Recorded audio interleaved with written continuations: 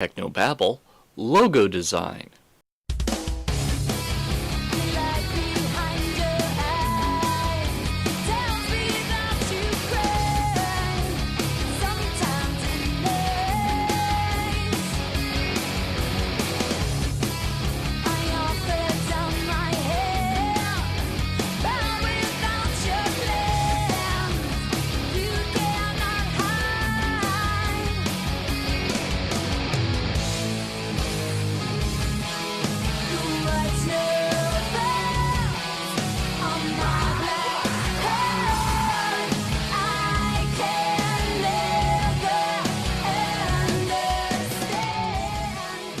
This is Tech No Babble, your weekly source for church video and graphics news, perspectives, tips, and tricks.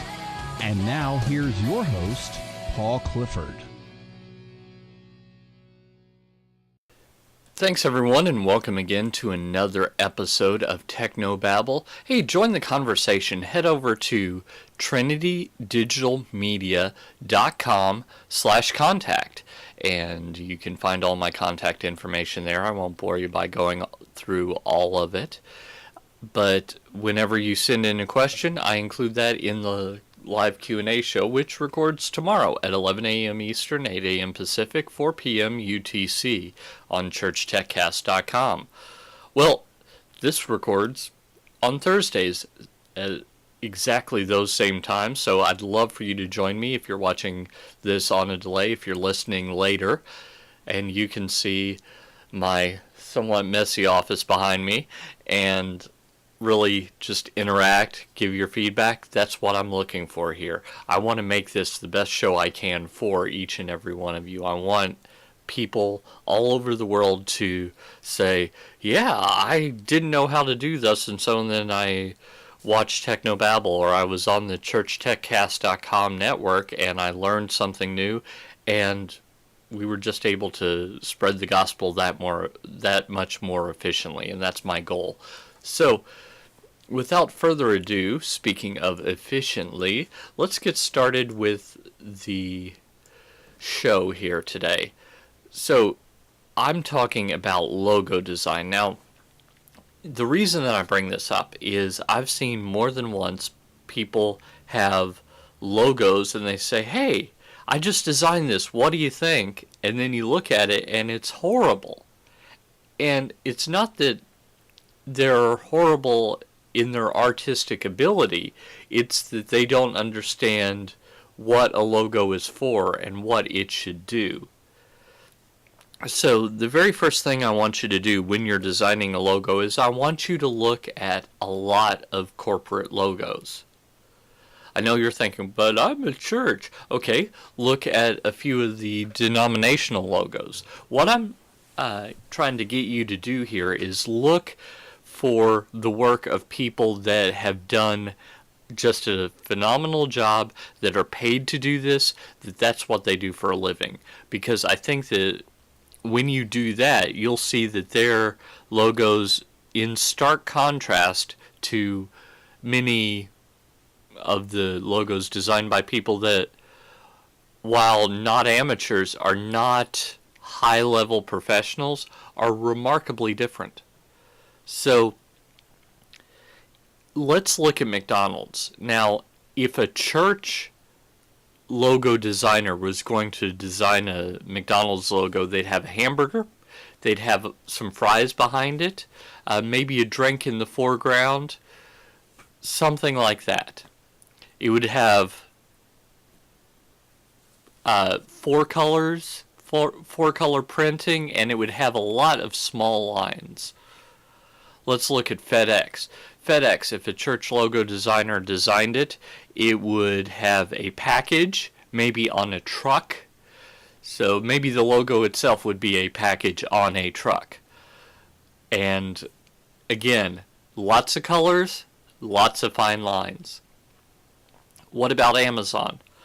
Well, Amazon, the name means a river, so they might have a big picture of South America with just the river showing through it. Or they might say, well, they started as a book company, so maybe they would even go a step further and have a big book open with the map of South America with the Amazon River in it. And again, it would have lots of colors and lots of fine lines. But if we revisit each of those logos, that's not what the logo designer did at all. I mean, it's not even close. If you go back and you look at the McDonald's logo, it's just an M. Now the M is yellow and kind of reminiscent of French fries, but it's not so obviously made of French fries that it's distracting. I'd seen the McDonald's logo for years and years before someone pointed out that the angular nature of the front of the M kind of looked like the edge of a French fry, and I thought, wow, that's smart. I didn't get that at all. That's something that you see quite commonly in professional logo designs, is kind of another layer of you don't notice it at first. So going to FedEx, when they redesigned their logo the last time, they moved the E and the X to where they were touching, but resized the E so that the negative space, now when I say negative space, that's space where you don't put anything. So if you were printing this on a piece of paper, it would be the white background.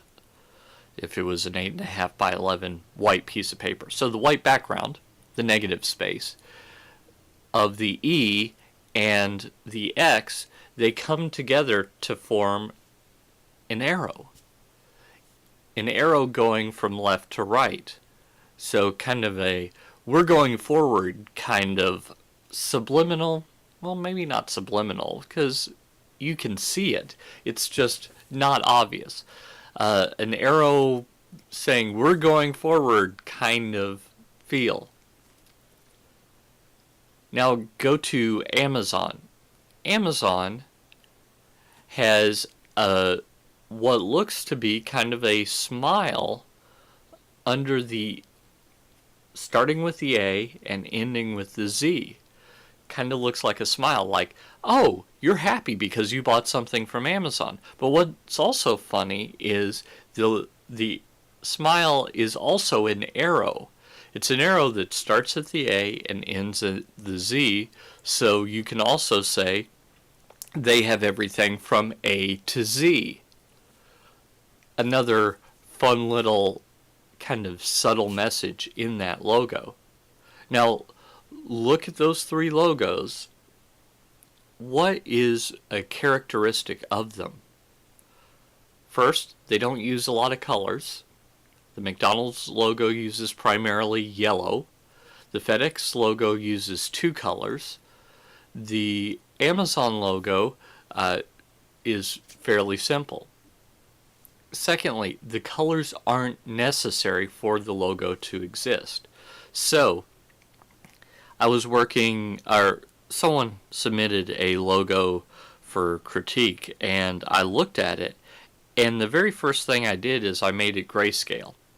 And when I did that, it washed out completely. It was totally unusable. Totally. Completely. I can't believe how unusable it was. Just remarkably unusable. The color really mattered.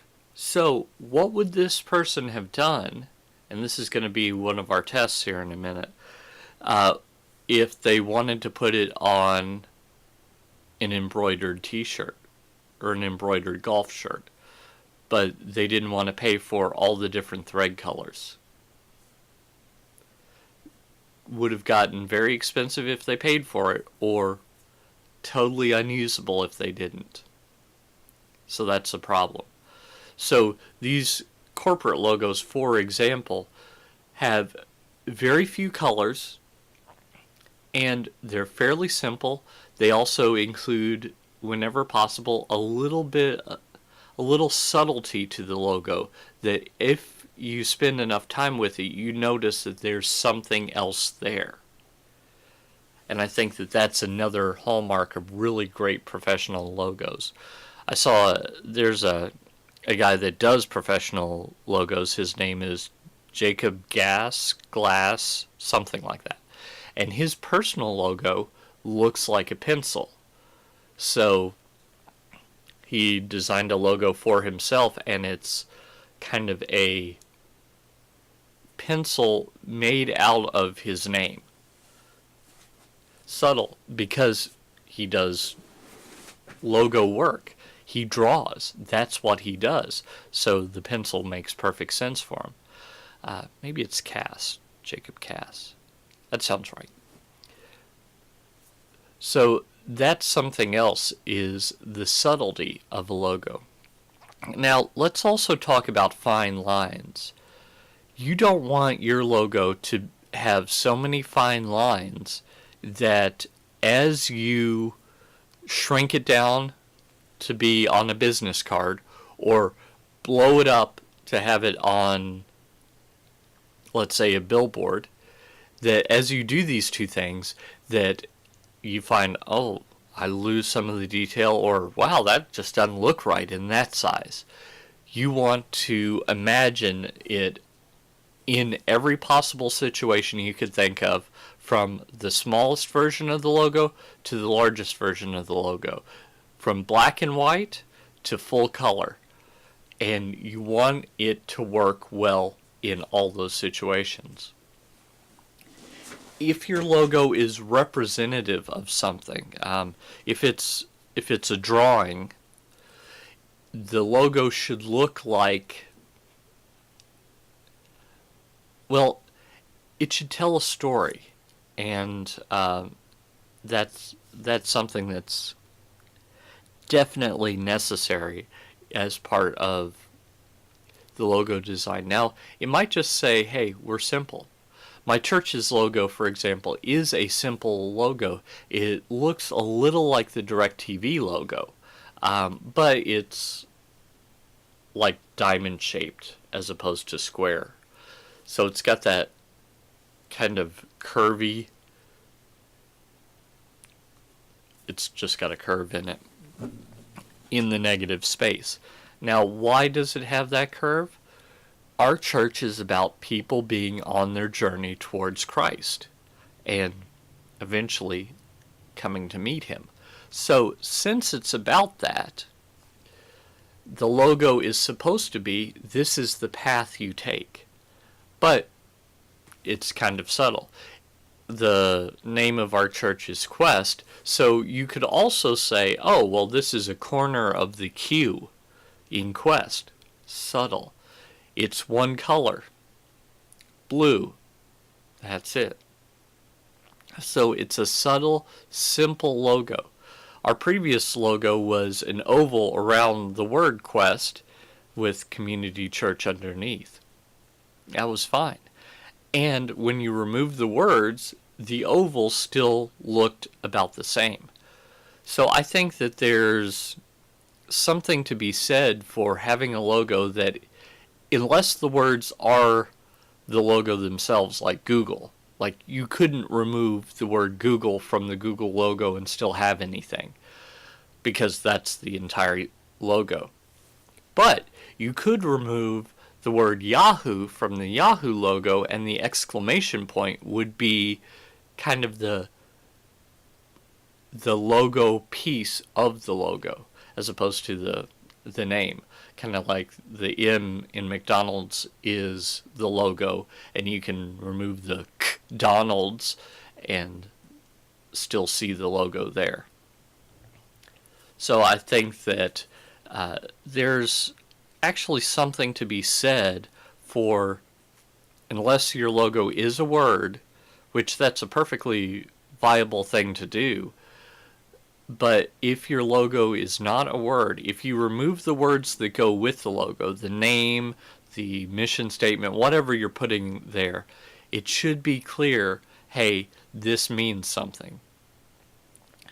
My own logo for Trinity Digital Media is kind of three, I don't even know what to call that shape. Like circular wedges. So it's three circular wedges. Those three circular wedges interact. They interlock. So the three circular wedges interlock in much the same way that the aperture blades on a DSLR camera interlock. Now that's not accidental. So when I showed my logo to a photographer friend of mine, he goes, "Huh, only three blades? That would be odd in a camera." Ah, yes, but notice I've said the word three several times. Three. So why did I say that? It's Trinity Digital Media. Now, it's named not only after the Trinity, but it's named after my oldest daughter, whose first name is Trinity, but she was named after the Trinity, so I guess it all comes back to God, of course. So when you see that logo with the three interlocking blades, I want you to think, oh, okay, this is about photography, videography, and it's also about God. And by the way, you'll also notice that as the blades interact, as they interlock, in the center is a triangle. It's a rounded triangle, but a triangle nonetheless, which has traditionally been a symbol for the Trinity. To tell you the truth, as I was coming up with this logo, the way that I did it was I Googled all the symbols of the Trinity, and I found one from probably the 2nd century that was three fish interlocked like that. Well, fish being a Christian symbol, if you're not familiar, in Greek, fish is ichthus, and that's an acrostic, an acronym for Jesus Christ, God's Son, Savior. It's a 5-letter word.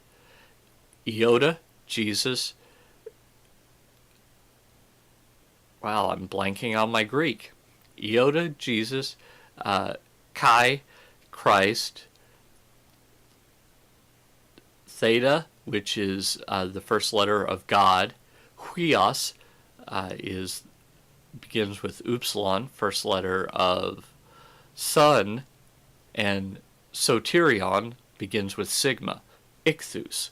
So the fish became a Christian symbol. So what if you had three fish and they interlock?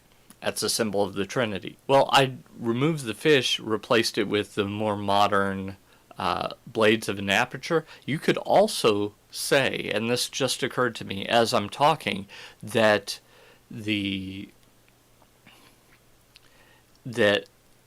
as the blades open up, you get more light. And what is God? He's light. He's truth. He's goodness. All those things that are all metaphor. Light is a metaphor for all the good things that God is. So what does an aperture do? It opens up to reveal more light. So that's even another subtle thing about my logo. But it's black. That's it. One color. There are some subtle lines, but they're lines between the blades, so they're not as important to the entire design as, say, I once worked at a church that had wheat as its logo. Now that would have been fine if that was the only thing, but it wasn't the only thing. There were other things that it had as part of that logo, so it was very busy and very difficult to reproduce on a small scale or in embroidery. So that's at least interesting. So another thing that I want you to consider is, can you make your logo simpler? Are there things that you can remove? So I saw there was a company that they designed a logo, and this was still in process, so it was changed, but it was supposed to be a company that made podcasts. So you record your podcast and they do all the post-production, which I'm hiring them eventually once I have enough money. So they start doing that, but what they wanted it to do was say, hey, we're going to keep you on track. So they had a train, and it was from the front, and the train looked like it was coming at you, and out of the smokestack was 3 RSS symbols shaped like smoke. Lots of colors. I said, look, if you want to stay with the train theme, why don't you get rid of the train and just have the tracks? And have those tracks pointed out into the distance, like we're going to keep with you into the future. Because I think you could draw those tracks in a very simple way and have that translate well from a business card all the way up to a billboard. And that's a great test. If you're working on a logo and you envision it on either a business card, a billboard, anything in the middle, and it does not work, go back to the drawing board. If you're thinking, hey, I need to have this printed, but I don't have much money, and you cannot get away with reducing it to 2 colors or less, maybe you should go back to the drawing board. Now, Google has plenty of money, so they can have more than 2 colors. But they're the exception, and part of using all those colors is saying we've got all these different things that we can find for you on the internet. So that's part of Google's logo, is those colors. With the train logo example, they were trying to draw such a realistic train that it just had way too many colors. Way too many colors. So simplicity matters, fewer colors matter, printability matters, symbolism matters. I already said simplicity, but simplicity is that important. It really ought to be in there twice. Really, all these things matter as you're working on a logo, because remember, this is kind of a visual representation of what your organization means. So even if people don't get all the meaning, it's okay that it's still there. Now, don't overproduce your logo. Don't go crazy with the Photoshop filters. That's a mistake I made with the original Technobabble logo, is I looked at my iBook, which isn't the... Back then it was a MacBook. So the precursor to the MacBook, the iBook, I looked at my iBook, and on the side they had a FireWire port, and I thought, oh, this is all about video and stuff, so I'll just use a FireWire port. But I also want it to be like the Tower of Babel, because it's tech, comma, no Babel. We don't want to go into the territory of the Tower of Babel folk. So I turned the FireWire port up on its edge, and that would have been okay if I'd stylized it and simpled it down a little bit and just made it easy. But I didn't do that. First off, I went into Photoshop and I embossed it. Then I beveled it. Then I added an outer glow. And then. So you see, I didn't stop when I should have stopped. And it takes a lot of self-control to stop when you're designing a logo, because you think, oh, well, I can add one more thing, and maybe this filter, oh, and another color, and the next thing you know, you have something just really complicated and hard to reproduce. So I don't want you to do that. I want you to take some time, spend some time doing some self-control, and that's how you'll make a logo that will help you change eternity. Until next time, this is Paul Allen Clifford with TrinityDigitalMedia.com.